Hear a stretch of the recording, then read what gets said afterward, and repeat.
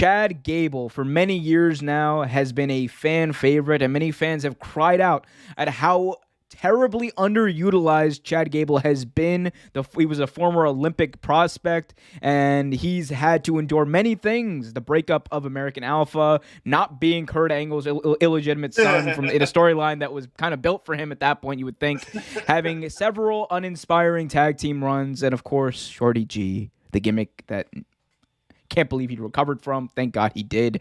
Now it seems like the fans aren't the only ones who feel bad about the former American Alpha superstar being underutilized, with Big E echoing the sentiments of many fans. He was on a podcast speaking about this topic, and he says, quote, when asked about who is the most underutilized talent in WWE, he says, I'd go with Chad Gable. Chad Gable is incredible, and even though we've seen him for several years in WWE and NXT, I think I think you've only really gotten a glimpse of how good he is. He's a guy, I think, that can be doing a lot more than what he's doing now. I could watch him go, oh man, he's exceptional. But when you're in the ring with him, you realize how strong he really is. I'm slimmer than I was back then, but back then I was around 300 pounds, and he gave me that rolling German suplex with ease. So he says that. He said that Chad Gable is an Olympian who's a different breed. Trevor, what do you think about Chad Gable as a potential prospect, and why do you think he's so underutilized? He's a prospect to any. Honestly, I feel like Chad Gable, if he goes to any promotion, any indie or main promotion, he makes it better, but immediately. You're talking about someone that has skills. His mic skills have gotten so much better over the years, but like if you're talking about just flat out technical wrestling skills, he's amazing. And he's one of those guys that you wonder why they haven't used. Like, why haven't they used him? Like, I guess they didn't have the right program to put him in or something like that. I don't know. Like, you could have used this guy very, very heavily. Like, I mean, shit, you could have put him in I'm not sure exactly how much he weighs, but you could have, put him in 205 Live. Like, when it was flourishing, when it was actually a something fun to watch. Like, yeah, you could have put him there. Like, he can go. He can definitely go. He's proven he can go. Breaking up American Alpha, that was trash.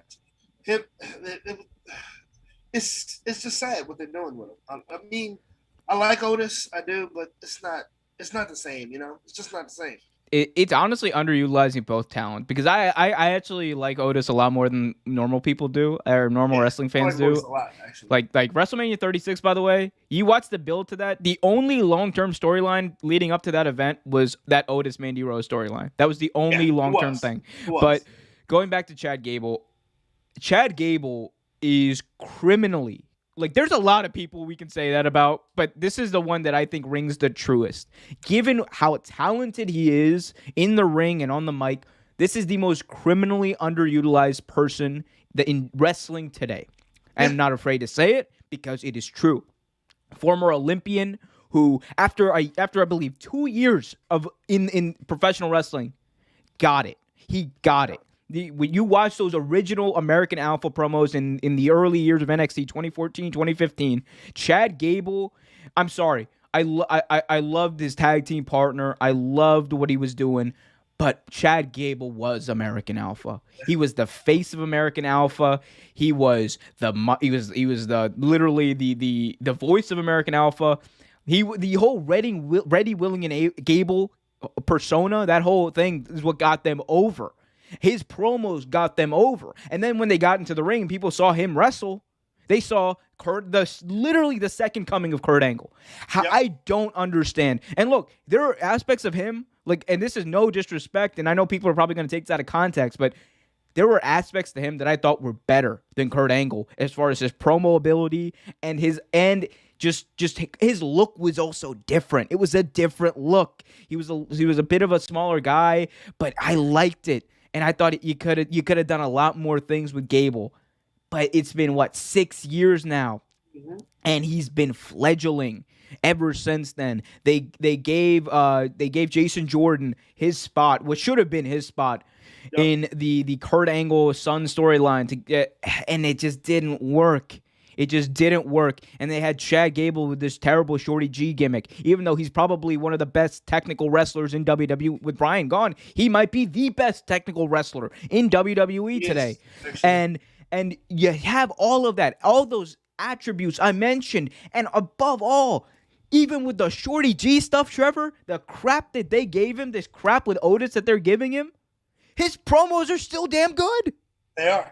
He's still damn good. He's still entertaining. He's captivating.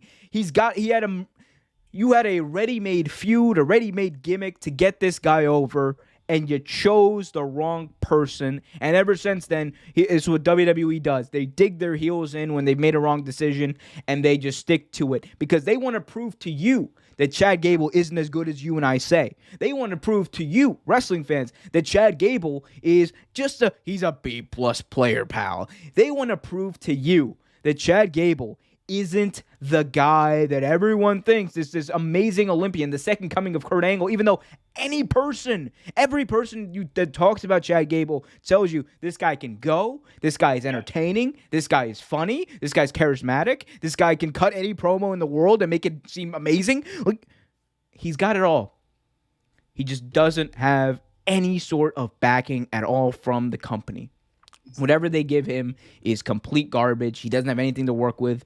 And that has been the saddest thing about Chad Gable. Because this is a guy, Trevor, I was talking about, oh my God, when I saw him for the first time in WWE TV and NXT, I was like, oh, this guy, money. Immediately, I thought money. We've been talking about him since we started the podcast. This guy, like I said, this is the guy who is going to take, he's literally going to be another version of Kurt Angle, not better, but he's going to be like another Kurt Angle. And I mean that in a very complimentary way.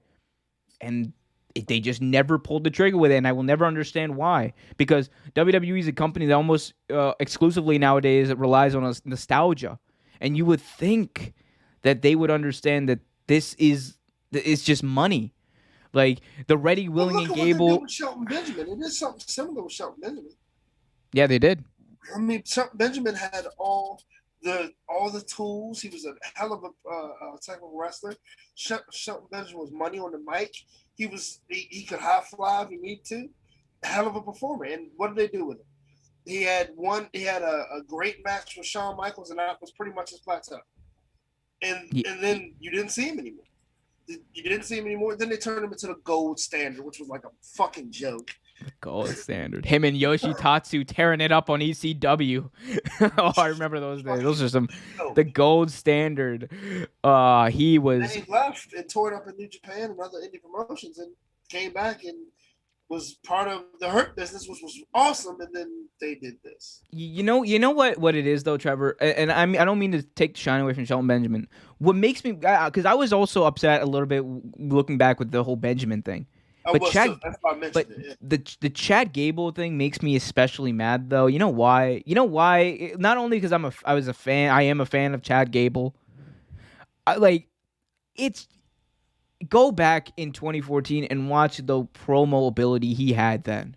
Yeah. Go watch what so early in the business to have that confidence he had on the mic, to have all of what he had on the mic and the skill and the projection in his voice. You could feel it.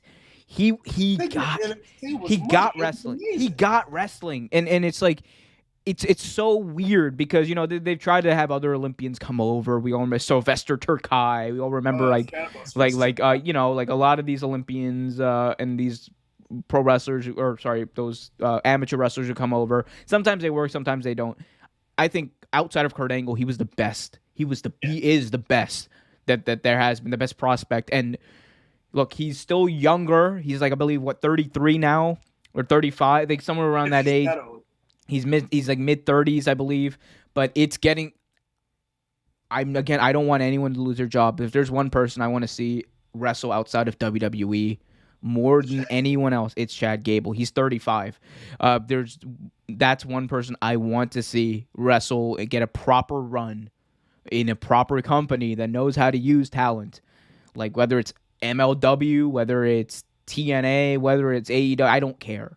Chad Gable deserves better, and the fans deserve better. Thanks for watching this video from Real Take Sports Talk. Remember to like, share, subscribe, hit that notification bell so you get notified whenever a new video is released. Also, remember to check out our live show every single Thursday at 8 p.m. right here on the YouTube channel. And remember, keep it real.